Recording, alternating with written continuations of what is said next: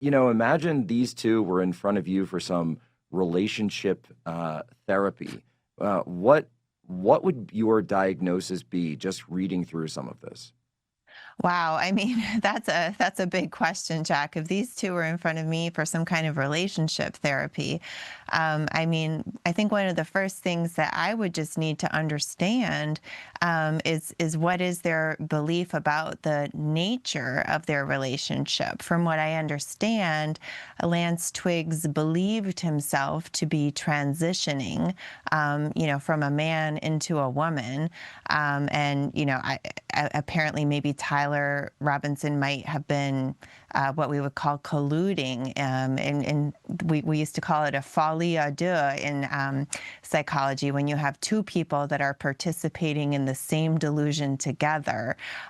So I would be interested to understand some of the very basic underpinnings of how they viewed their relationship in the first place, because especially since it appears that Tyler, that shot was fired at the very first trans question that was posed to Charlie Kirk. So I think the question of understanding, what exactly they believe themselves to be and what trans meant to them might be important. And I think that's exactly right. And as we try to piece this apart, and of course, I'll say it, for you, of course, we're looking at this from miles away. We're looking at this from afar, so trying to understand and unpack, given the very limited evidence that we do have. You, of course, clinical psychologist, but you've not been able to treat either of these individuals. Of course, one is in prison. One is either in hiding or some form of witness protection. But for me, I'll just put it this way: I'm sitting right here. This is the Charlie Kirk studio. This is the desk that I'm sitting at right now. This is the microphone where he launched the Charlie Kirk show. I sat in here with him so many times, and he's not going to be coming back because of what happened, and the evidence points to the individual Tyler as being the one on the roof who did this, who etched into the bullets the messages towards his who he viewed as his oppressor. But a guy who's my friend and who was the husband of my friend Erica and the father to two small children. So I think it's incumbent on us and really as a country to understand why that happened and understand what drove them to this act. And I think when you and I were talking about this before, I remember you had said that it almost seemed like Tyler may have been doing this as a form of acting out of romance, or the idea that he was trying to protect Twiggs.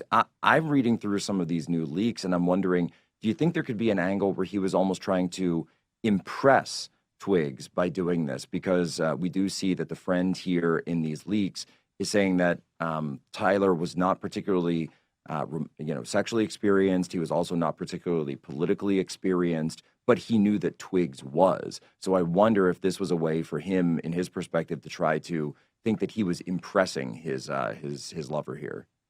Yeah, absolutely, Jack. And I think I've heard you use the phrase white knighting before, which Yes. to describe this, which I think comes into play as well. If Tyler Robinson fancied himself, as some kind of a hero here, because at this particular developmental age as well, these are very young men. They're in a way they're still kind of in a late form of adolescence, and that's a stage when they can really be craving and seeking social approval and social acceptance. They can be trying on a lot of different identities. And, I think from things that both of them have expressed online, they may have even fallen prey to some of this extreme vilification of straight white men, especially, conservative straight white men. And so trying to really differentiate themselves from that identity as they try to seek out their own adult identity. It seems like there could be a little bit of a goal there as far as, becoming the white knight, but in a little bit of a twisted sense of what it means to be a white knight. And that's right. And so when they're attempting to be, or if this is true, he's attempting to be this white knight. He's thinking, I want to impress my lover. I want to, gain status, gain standing in his eyes, because it does seem like he's been, he's putting this relationship and putting this identity, as you say, ahead of, my gosh, all things like basic human decency and morality and your normal social structures. And so, one thing that I learned, I guess I would say, serving at Guantanamo Bay for a year, which I did, and working in the interrogation cell, is that when you hear the radicals, when you hear them, they never think that they are radical. They think that they're completely rational and logical. And so it's unpacking that ideology, unpacking that form of thought that gets you to try to understand their motivations for why they did what they did. Yeah, exactly. And they certainly, I imagine, got a great deal of input to validate and, in a certain way, miseducate them about, what, say, it means to be trans. I mean, from what I understand, they both were pretty heavily online, pretty heavily involved in Reddit and Discord. And in your recent piece for Human Events, and when you spoke with Megyn Kelly, I thought you explored really well the fact that they went to high school during COVID lockdowns. And the way you said it was that they couldn't step out into the world. The world was shut down, and so they stepped out into the world online. And we also know that that online world is extremely rife with pornography.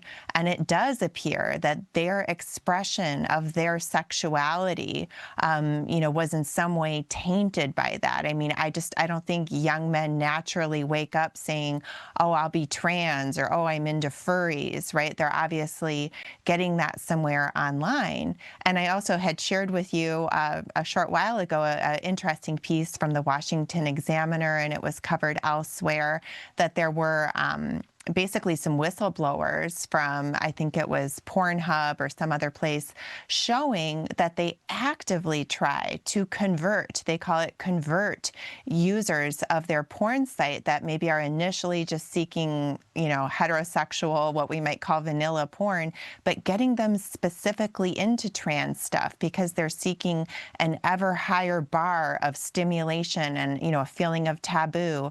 And again, when you have these young men that are also at this developmental age seeking a form of identity, I think it could be, unfortunately, a perfect, terrible storm where their sense of identity can even become co-opted into this trans and into this furriness, and then it gets rolled up with this, leftist hatred of straight white men in the church. I think Twiggs had also been online, maybe saying some things about leaving religion, and Tyler Robinson. They were both former Mormons or had grown up Mormon and were leaving the LDS church. So that exactly lines up with what you're saying.